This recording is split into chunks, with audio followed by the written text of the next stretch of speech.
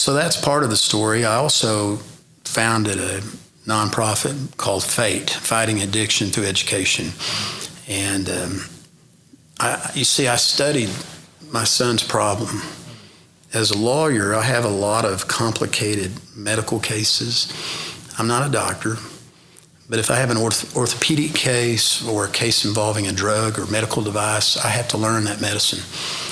So that's what I've done obsessively for 21 years, is study the science of addiction.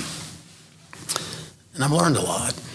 The first thing that hit me was my own family doctor really didn't know much about addiction. And I finally figured out they don't really teach the science of addiction to all doctors. They felt like they didn't really need to. Now, if you're a psychiatrist, you get tons of that stuff. But that was a personal peeve of mine, and I started telling all my friends. I have a lot of doctor friends, and my daughter's a doctor. So I ran into a young lady who was a professor at Oklahoma State Med School named Casey Shrum. And so, you know, as you probably can tell, I like to talk, so I told Casey my pet peeve. And she just sat there and listened.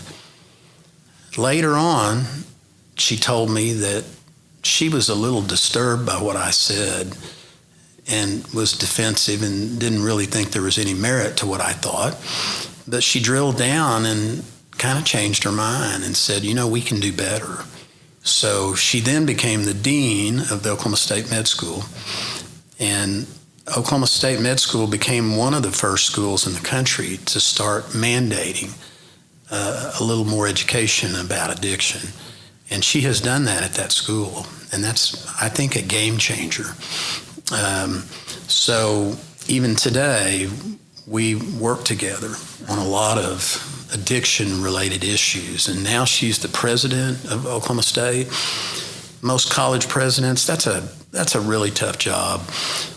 Most of them would walk away from, you know, their prior job, but she didn't. She's staying heavily involved in that addiction issue and teaching the science of addiction. So anyway, you might ask what FATE does. To cure the addiction problem, this country needs the E in FATE. Education. It's the key. You know, if you just think about, say, any disease, like talk about AIDS. You can't really deal with AIDS, right, until you know what it is, how it's transmitted. When it first happened, when AIDS first made it to the United States, the doctors really couldn't understand what it was. It took a while. Well, they figured out it's a virus. Then they figured out the most common method of transmission.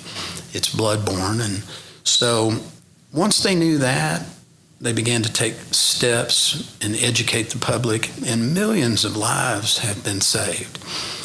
So I figured out, why isn't that true with every disease?